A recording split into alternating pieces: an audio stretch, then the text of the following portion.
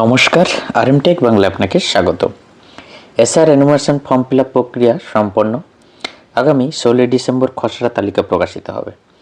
এই খসড়া তালিকায় আপনার নাম আছে কিনা কী করে জানবেন? খসড়া তালিকায় আপনার নাম যদি না থাকে তাহলে কি করবেন? 17 ডিসেম্বর থেকে যে শুনানি শুরু হবে, কাদের শুনানিতে ডাকা হবে? শুনানিতে কিভাবে ডাকা হবে? এনুমারেশন ফর্মের নিচে 2002-এর যে অংশ যারা ফর্ম পূরণ করতে পারেননি তারা সবাইকে শুনানিতে ডাকা হবে। তাদের সবাইকে কি শুনানিতে ডাকা হবে? রাজ্যে যে 58 লক্ষ নাম বাদ যাচ্ছে, আপনার বুথের কার নাম বাতিল হলো? কিভাবে দেখবেন অনলাইনের মাধ্যমে যে আপনার জেলার বুথের যে বাতিল লিস্ট কিভাবে ডাউনলোড করবেন? সমস্তটাই আজকের ভিডিওটির মাধ্যমে আলোচনা করব। তাই ভিডিওটি খুবই গুরুত্বপূর্ণ এবং হেল্পফুল হতে চলেছে। তাই স্কিপ না করে শেষ পর্যন্ত দেখতে থাকুন। আর চ্যানেলে প্রথম হয়ে থাকলে চ্যানেলটি সাবস্ক্রাইব করে দেবেন এরকম আপডেট সবার আগে পাওয়ার জন্য। এসআইআর এনুমারেশন ফর্ম পর্ব শেষ। আগামী 16 ডিসেম্বর খসড়া তালিকা প্রকাশিত হবে। ওয়েবসাইটে অনলাইনেও এই খসড়া তালিকা প্রকাশিত হবে অথবা বিডিও অফিসে এই তালিকা প্রকাশিত হবে। কাদের খসড়া তালিকায় নাম আছে, কাদের নাম বাদ গেল, কাদের হিয়ারিংয়ে ডাকা হবে, শুনানিতে কিভাবে ডাকা হবে, হিয়ারিংয়ে বা কোথায় হবে, কিভাবে জানানো হবে, খসড়া তালিকায় আপনার নাম আছে কি না কী করে জানবেন? এই খসড়া তালিকায় আপনার নাম আছে কি না তা জানার জন্য voters.eci.government.in এবং wbco.wbgovernment.in এই ওয়েবসাইটে খসড়া তালিকা প্রকাশিত হবে। ইসিআই নেট অ্যাপেও এই তালিকা দেখা যাবে। এছাড়া বিএলওর কাছ থেকে আপনি জানতে পারবেন খসড়া ভোটার তালিকা আপনার নাম আছে কিনা। 8টি স্বীকৃত রাজনৈতিক দলকেও খসড়া তালিকার যে সফট কপি তা দেওয়া হবে। সেখান থেকেও জেনে নিতে পারবেন আপনার নাম খসড়া তালিকায় আছে কিনা। এছাড়াও বিডিও অফিসেও এই লিস্ট, জেলাভিত্তিক জেলা এবং বিডিও অফিসে এই লিস্ট প্রকাশিত হবে। এভাবে আপনি জেনে নিতে পারবেন যে আপনার খসড়া তালিকায় আপনার নাম আছে কি না। এবার খসড়া তালিকায় আপনার নাম যদি না থাকে তাহলে কি করবেন? খসড়া তালিকায় আপনার যদি নাম না থাকে তাহলে কি করবেন? ফর্ম 6-এর এনেক্সার যে ফর্ম 6 আপনাকে ফিল আপ করতে হবে। এনেক্সার 4 ফিল আপ করে আপনাকে জমা দিতে হবে। ফর্ম 6 ফিল আপ করে আপনাকে জমা দিতে হবে। 16 ডিসেম্বর খসড়া তালিকা প্রকাশিত হবে এবং 17 ডিসেম্বর থেকে শুনানি শুরু হবে। কাদের শুনানিতে ডাকা হবে? 2002-এর সঙ্গে 2025-এর ম্যাপিংয়ে যাদের নাম পাওয়া যায়নি এবং যাদের জমা দেওয়া তথ্যে ত্রুটি ধরা পড়েছে তাদেরই শুধু শুনানিতে ডাকা হবে। এই শুনানিতে কিভাবে ডাকা হবে?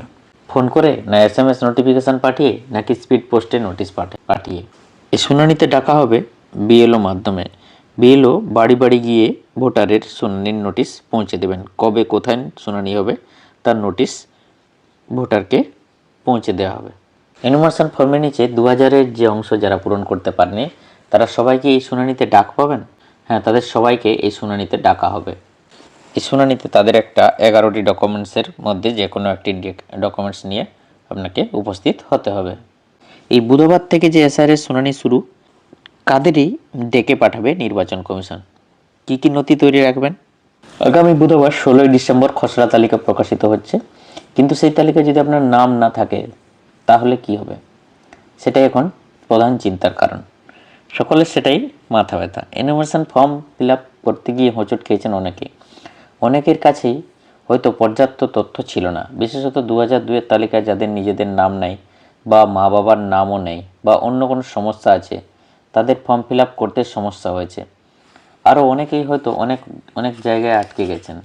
তবু কমিশনের গাইডলাইন মেনে বিএলওর সাহায্যে যারা ফর্ম জমা করে দিয়েছেন তাদের অনেকেরই মনে এখনও সংশয়, যদি নাম না থাকে তালিকায়, যদি আবার শুনানিতে ডাকে।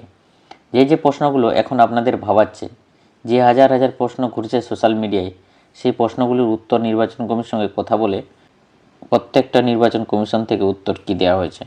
এবার জেনে নিন শুনানি বা হিয়ারিংয়ে কাদের ডাকতে পারে কমিশন, কিভাবে তারা ডেকে পাঠাবে।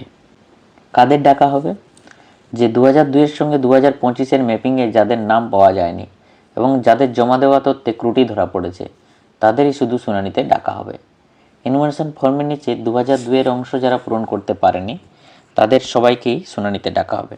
মনে রাখতে হবে, আপনার নাম 2002 সালের তালিকার সঙ্গে ম্যাপিং ও ম্যাচিং হলেও কি আপনাকে শুনানির জন্য ডাকা হতে পারে? ইয়ারও মনে করলে আপনাকে ডাকতে পারেন। এই শুনানিতে কিভাবে ডাকা হবে? নির্বাচন কমিশন জানিয়েছে যে বিএলও বাড়ি বাড়ি গিয়ে শুনানির নোটিশ পৌঁছে দেবেন।